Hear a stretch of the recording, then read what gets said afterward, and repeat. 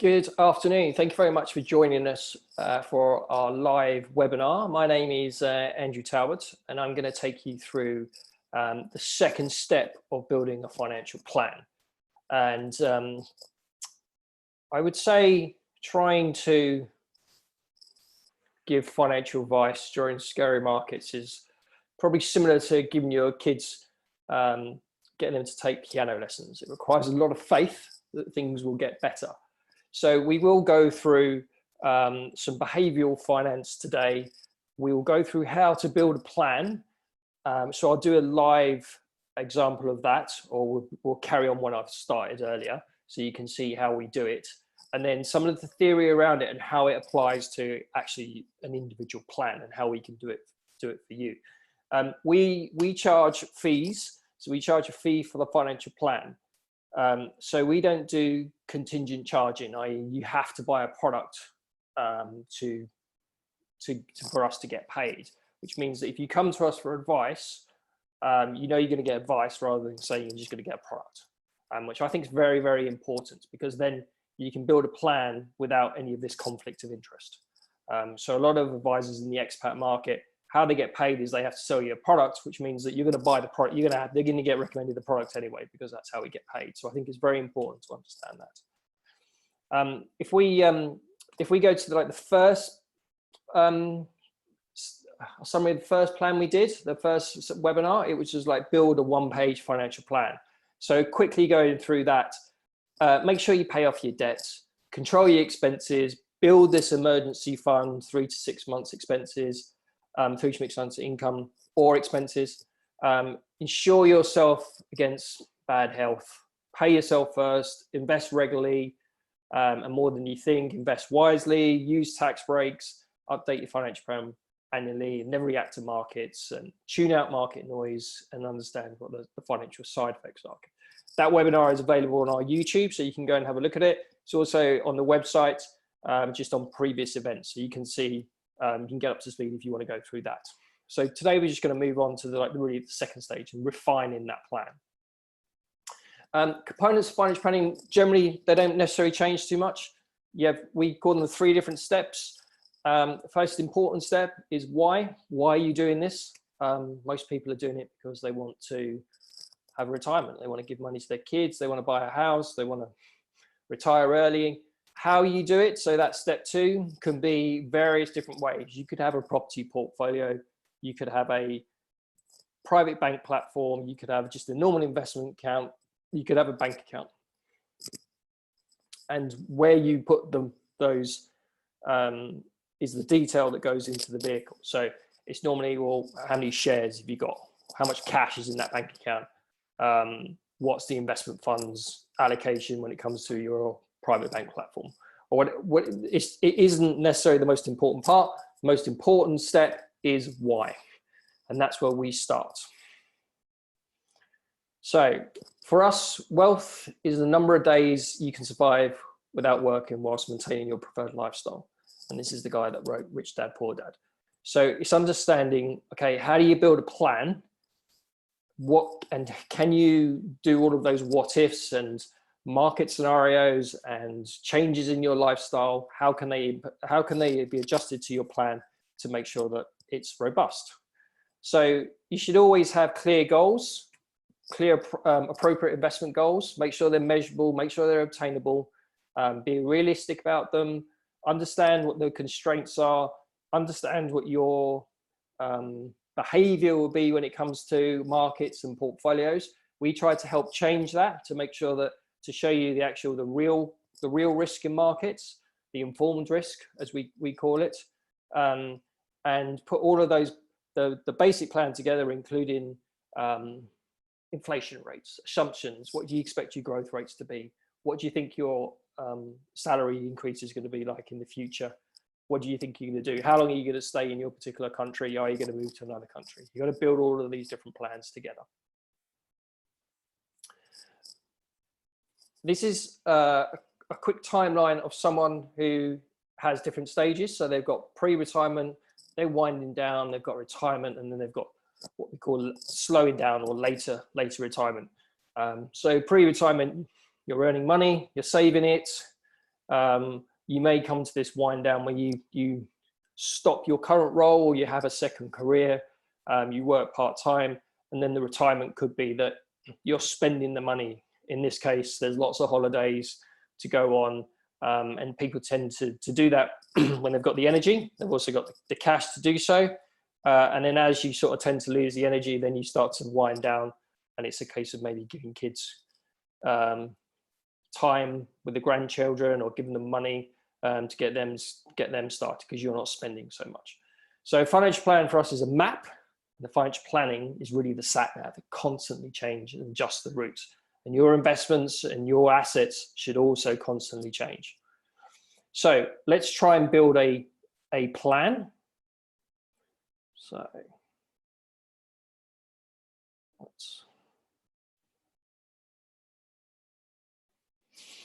So in this case, we've got a timeline running along here. We've got 3 stages: a pre-retirement, a retirement, and a slowdown. We've got a couple with 2 kids, so Aaron and Sophia, and they've got Emily and Daniel. So Emily and Daniel are going to go to university. So we put those in already. There's a retirement for Aaron, and there's a retirement for Sophia. And then they want to buy a house, and they want to buy another buy-to-let property. So we've got some goals in there already, and we've got some future events that we need to think about. This is how we look at it in terms of a dashboard. So every column represents an income level, and it could be from Aaron and Sophia's joint income. It could be from a property portfolio. It could be from an investment portfolio. The black line represents expenses. So we've got future expenses in the fact that they wanted to buy that other house, right? And they wanted to buy another holiday home. So you've got a couple of expenses. So you can add as much as you like into them. And then as you come into retirement, we've normally got the fact that maybe their income's going to drop quite quickly because they're not going to be working, and the expenses may drop as a result. They may go up. So it's understanding what your expenses are like to look like. We then plug in all of their assets and everything else that goes with it. We're missing a couple, so I'll add those in now. So we're missing Daniel's school fees that they're paying at the moment. So we change that owner to Daniel. School fees, I think that's 20K. Set the timing. So we want to create some events. So it's from now, and it's going to be until university for Daniel. So they're going to have to spend some money into it. We realize that we haven't got Sophia's income. So you can see that they've suddenly got into a red at this point because their expenses are more than their investments. So we need to add in Sophia's income. So income, employment, and we'll put Sophia. Income, and we'll put that, so let's say 100,000. Timing is until retirement, so that's already in place. You can build retirement, you can build these goals or the timing around certain events. Like you might have kids in the future that you think, well, actually, I'm gonna be working until that point, and then I'm probably gonna stop. So the income suddenly jumped up a bit more. So we've added that into. We're missing an investment, which they've said they're to do. So they've got an investment here. There's an unwrapped investment. Both Aaron and Sophia own it. And we've got to say a bonus of 100,000 in there. That's the same value. And then we set the growth. So if we set a portfolio and you say, well, actually, they're not going to be using, they're going to have, say, 20% in grade bonds, and they're probably going to have 80% in overseas markets, globally diversified equity. Add that in, forgot to name it. Investment. So we've added a few more assets into it. We know what the future can look like because we can put those growth rates into it. So we know what their growth rate is going to look like. But really what we want to know is, okay, we've built this plan, okay? And we want to know what that looks like. So if we start to interrogate it a bit more and say, okay, what about the retirement spending? How much can they spend in retirement? Because this is the thing they want to know. So this is their maximum that they can spend. So they can spend 69,000.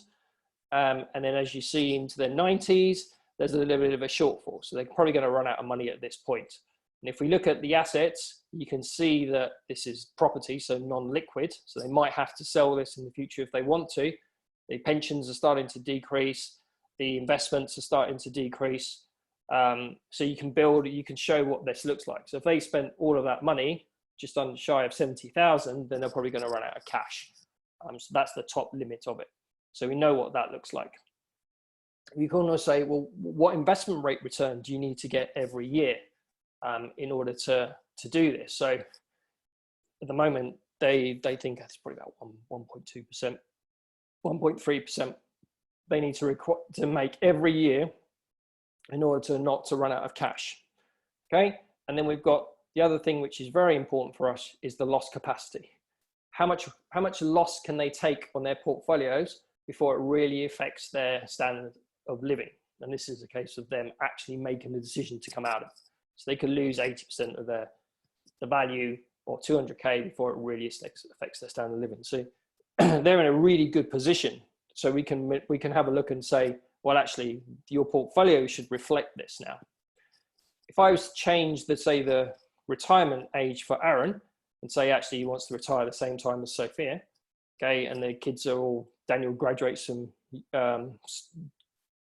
graduated a couple of times, Daniel's graduating from university at the same time, then what does that look like? So if we go back to say retirement spending and it was a few years earlier, then their capacity is likely to drop, but he can retire earlier. So it's understanding how much he wants to retire. Before it was 69, now it's 60. So it's probably, I think it was 5 years that we reduced that. So you can manipulate the future goals to say, okay, what does this look like to you? What do you want to do? When we're building goals and let's say the timeline, we could say, well, Aaron wants to have a 50th birthday. Okay, so he wants to have a party. So we would say 50th party, Aaron, and we set the age to 50. So we're building in this goal for him because we've built everything else around it. So you can add to say, okay, how much is that goal going to cost you? Okay, so it's a milestone goal. We're going to say 20,000. Timing, 50th party. So we've now built in the fact that he can have a party on his 50th, maybe take the kids on a round the world trip or go on a quite expensive holiday somewhere, and he can build it in. So we've added in another goal, and we can see that there's probably another slight increase at that point in the expenses because he's paying for it. So you can build in all of these goals and work out whether or not you can fund it in the future, funding these future liabilities. So this is how we build a plan. If we go back to some of the theory behind it and some of the things to think about when you're building these plans, okay? You should always have an investment philosophy.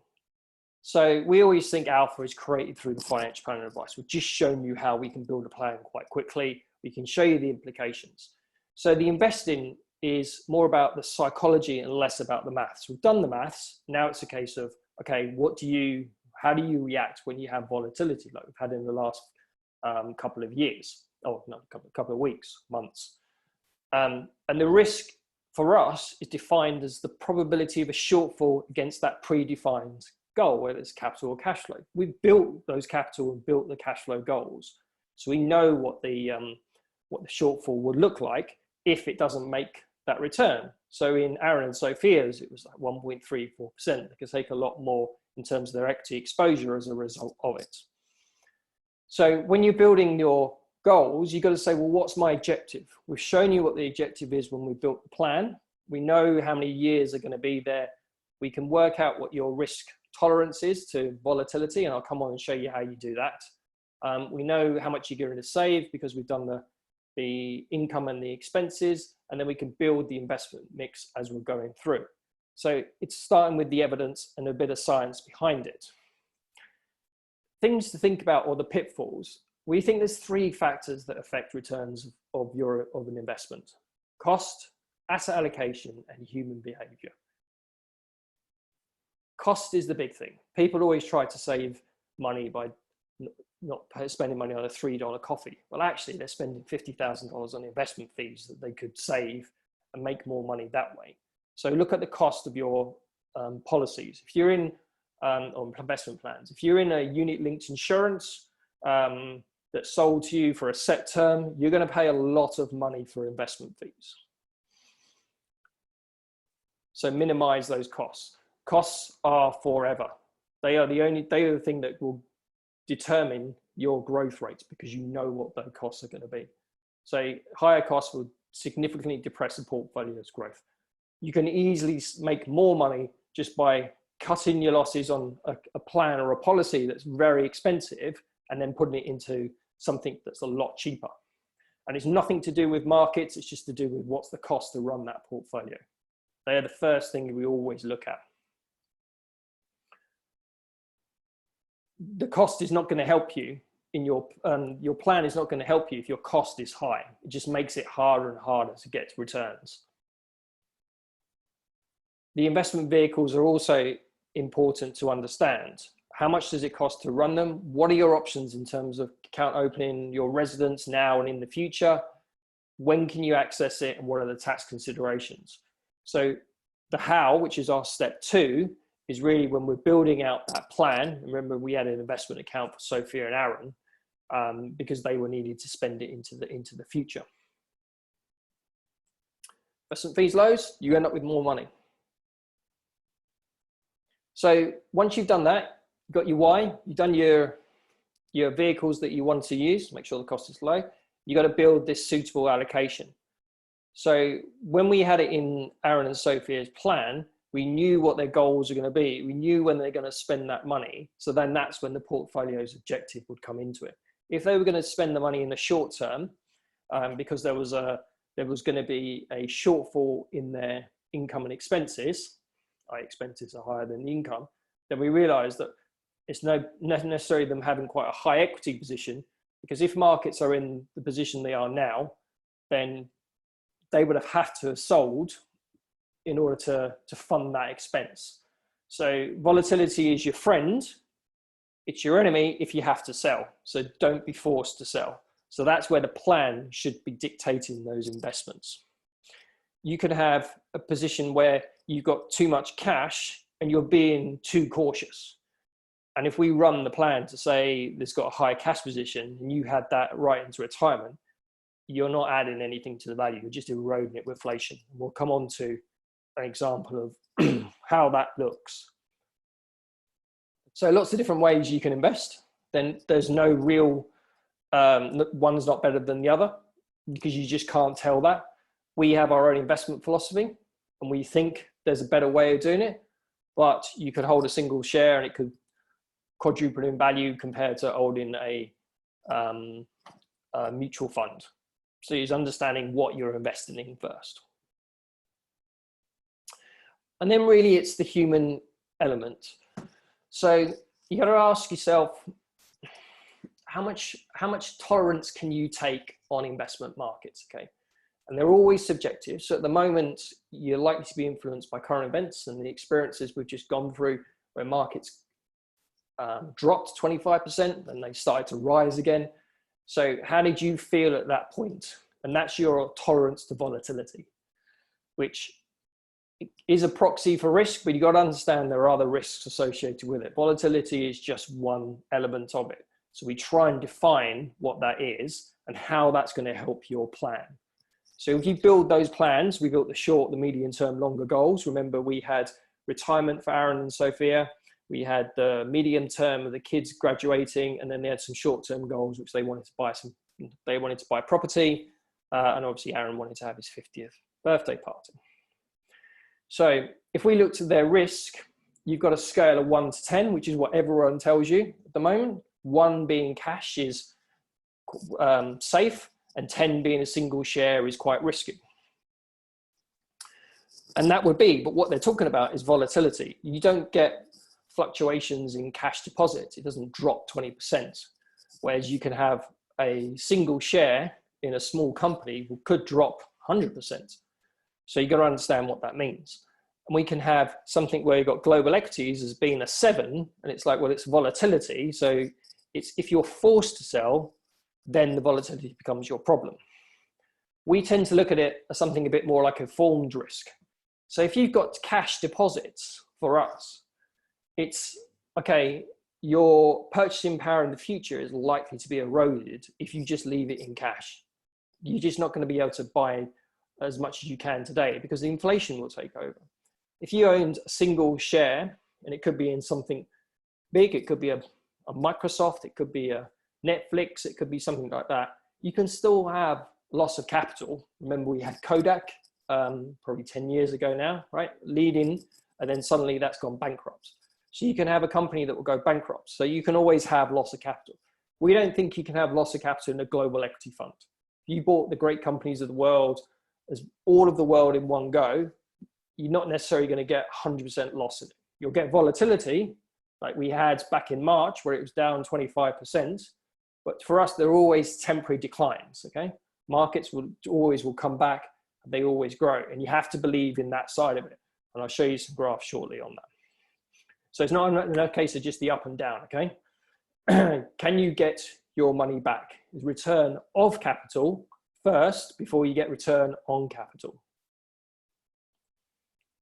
So if you want to know what your volatility tolerance is, or risk profile, as a lot of people call it, but really it's your tolerance to volatility, then you can go to Phonometrica and they give you a nice little box to put yourself into.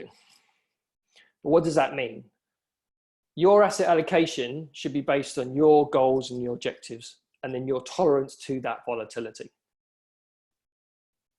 So when we built the plan for Sophia and Aaron, we knew what their loss capacity was, because we did it, right? They could have lost 80% of their shares before their value of their assets before it affected their standard of living.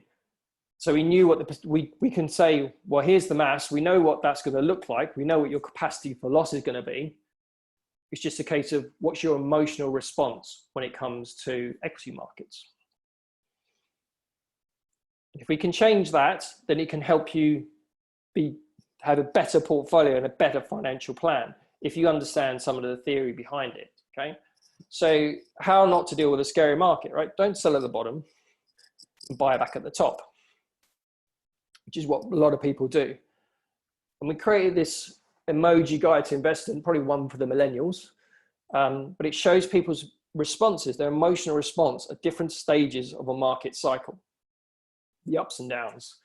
We're probably at the praying stage at the moment, or maybe the thinking that it's going to go up. But it's understanding, okay, what can you do at that point? Successful investor does nothing, right? Just keeps investing, knowing what their potential goals are in the future. And everyone is swayed by the media. I call it financial pornography because it really does influence how you invest. And really you should come back to what your goals and objectives are rather than what the media thinks it happens. If we took the UK bull and bear market, so bull market is when you get a sustained increase in equity prices, i.e. shares increase in value, and the bear market is obviously the opposite to that. So we went through a particular bear market recently in March. I think according to the stats, we're over that, but you can see that bear markets are a lot shorter than a bull market. So you tend to get a lot of a bigger sustained increase and over a longer period than you do necessarily in a bear market. There's obviously exceptions to that, but it's understanding your behavior when it comes to it and how it affects your plan in the future. If you've got 20 years before you need to spend that money in retirement, then the next couple of months is not necessarily going to have that much of an impact on that period, because we know that equity prices over the longer period will follow certain patterns. And if we took, say, the S&P 500, this graph is the 500 biggest companies in the world. There are a lot of American companies in there, and they tend to be very tech orientated at the moment. So you've got all of those in there. Then we know that from all the way back to 1920, one period, the markets will go, 1 day periods, the markets will go up 53% of the time. And as you expand it out, 1 year periods, the markets will always go up 70% of the time. They'll go down 27% of the time as well. So, but there's those days when they go up, there's days when they go down. Over the longer period, the longer you go, the more likely that during any single period you can pick, all the way back to 1920s, that is the percentage that they will go up. So over a 15-year period, you can pick any period all the way back to 1920s, and they would have gone up during that period. But it's how does it fit in within your goals and your objectives that's the important part. So let the markets work for you. Consider the expenses, consider the turnover, diversify, stay disciplined. Investors can't control markets, but they can control what they invest in, and that can make an enormous difference over time. You lower your costs, the greater share of the investment return comes to you. And asset allocation, diversification are powerful tools to achieve your investment goal. But your investment goal is yours only. It's what you want to do. And then when we build that plan, that's what the most important part of it. So diversifying across the great companies of the world is a very good way to spread the risk, and not just volatility, but loss of capital and the inflation. We think given enough time, investing in the great companies of the world will generally produce a better return than investing in fixed income or cash. And you can see that in your portfolio and then into your financial plan. So once you've identified your plan, your goals, you've got the emergency cash and other contingencies, you should be investing in that cash surplus, just because that's how compounding works. That's how the plan should work. The longer you don't need to spend time in cash, you should be more in equities. The longer you don't need to spend it. So a financial plan or a life plan is something we should all have in place, and it's all of those lists of financial goals there on the screen. And you're putting it together. You're working out where the gaps is between perception and reality. You're building in all of those future events and future liabilities, and it's bespoke to you. But you got to understand what do you want to achieve whilst you're living in this different country, or what do you want to achieve before you leave to go back home, or do you want to stay here? So it's understanding what your goals look like and then how we can build it. William Sharpe did something called the Sharpe ratio, which is a financial barometer, I suppose. Called it the nastiest, hardest problem in finance. Deciding how much to save, how much to spend throughout your life, what to make the guesses about the future, what will inflation be, how long will I live, what kind of returns will an asset provide, the list goes on. We try to take that issues away from you and give you the information to say, well, this is what we think it's going to look like by building a financial plan for you. Investments, they're just a small part of your overall financial life and your overall life, especially at the moment. So if you want to get in contact, then lots of different ways to do it. You can send me an email, call me, Twitter, LinkedIn, Facebook, or just go into the website. Abrio Wealth is our licensed financial advisory firm in Singapore, and Expat Financial Planning is the marketing brand. So you can get in contact with me in that way. If you have any questions, then you can put them in the Q&A at the moment and I'll try and answer them. But hopefully it's helped you build that plan, and get in contact if you have any further questions. Thank you very much and have a great day.